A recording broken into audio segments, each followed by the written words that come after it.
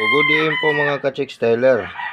So, ito po yung ating modified feeding mixture for conditioning po natin. So, meron tayong mga ginagamit na bago. So, ito po mga ka-chicks. So, same pa rin yung ating ginagamit na grains, yung Slasher 80 na grains. Pero nagdagdag lang po tayo ng barley po. Ito po yung barley. Yun. Ito pong barley, pwede kayong maka-order sa online. Sa online po to in-order natin. So, ito po mga ka-chicks, kung nakikita nyo, yung mga puti-puti yan, yung mga puting maliliit na butil, yan po yung barley. White barley po. Ito yung puting white barley. So, yan po yung in-add natin sa mixture po natin. Tapos, gumamit po tayo, yung vitamins po na ginagamit natin na hinahalo po natin is ito po, Progen C. Ito po yung bago ng Excellence. So hindi po to hindi ko po ini-endorse yung product na to mga ka-chicks. So sinashare ko lang sa inyo po. So ito po yung inahalo natin dito sa ating patuka. Tapos, gumagamit pa rin tayo ng wet germ. Ito po. Gumagamit pa rin tayo ng wet germ. Tapos, yung gumagamit tayo ng wet germ din. Pero pelletize siya. Ito po. Pelletize. Magamit din po tayo nito. Ito po yung ating bagong in-add sa conditioning mixture po natin mga ka-chicks. Tapos, hindi po mawawala. Wala pong available honey po dito sa amin. So, yung ginawa ko, yung ginagamit ko is brown sugar po.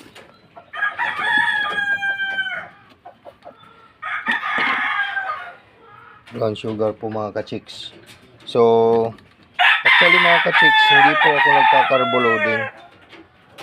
So, same pa rin sa araw po ng exam,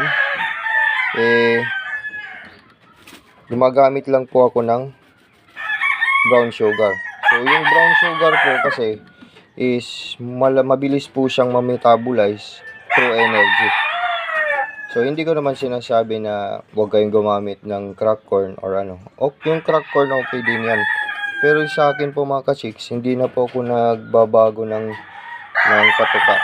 Kasi sa experience ko po, para mas makonsentrate yung manok na mag-ipon ng energy.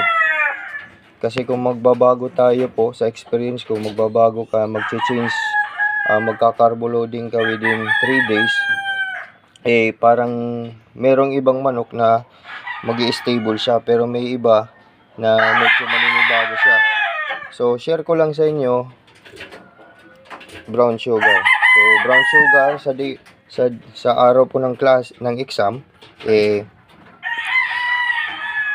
maganda po yan kasi mas mamimetabolize niya agad yung energy na kailangan po natin. So, ito po mga ka-chicks. So, ihahalo ko na po ito. So, gumagamit po tayo ng yung pellets po natin, kahit anong power pellet po yung gamitin natin.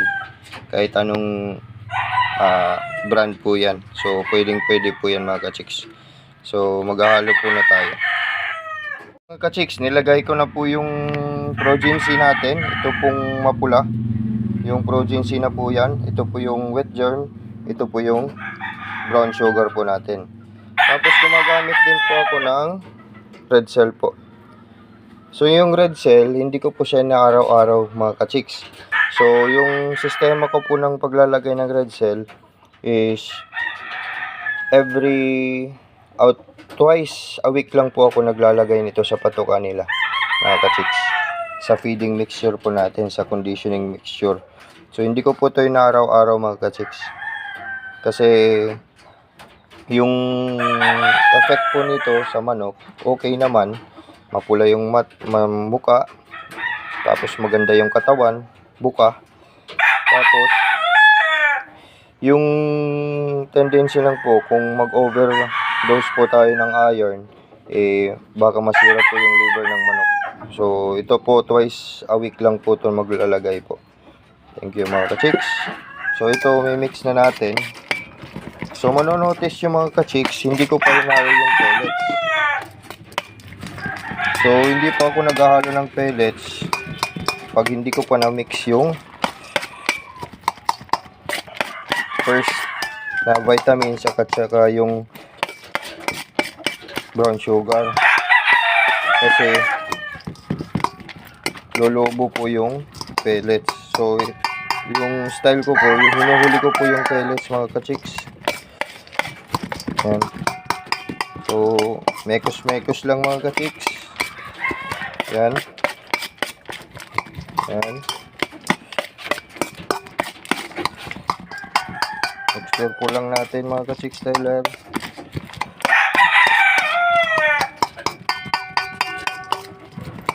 Tapos, yan. So, maglalagay na po tayo ng yung wet germ na pelletize. Pelletize po siya mga ka-chicks. Yan po. Pelletize po siya. Lagay tayo ng isang scoop. Tapos,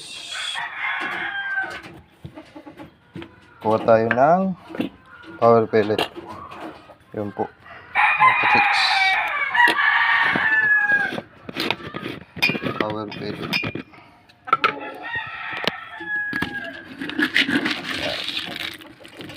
Po, power pellet po natin. Isang scoop lang.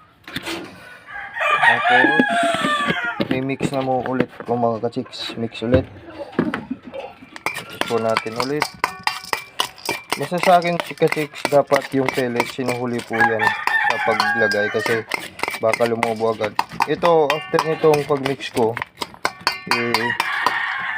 diretso po feeding agad mga ka-chicks. Feeding agad yan. So, I hope mga ka-chicks na meron kayong natutunan sa aking feeding mixture. So, sana makatulong sa inyo mga ka-chicks. So, basta ka-chicks styler, lapitin ang chicks. Thank you po sa mga subscriber po natin na sumusuporta po sa atin sa ating Chicks Styler TV. Sana maraming salamat po mga ka-chicks styler. At see you next vlog.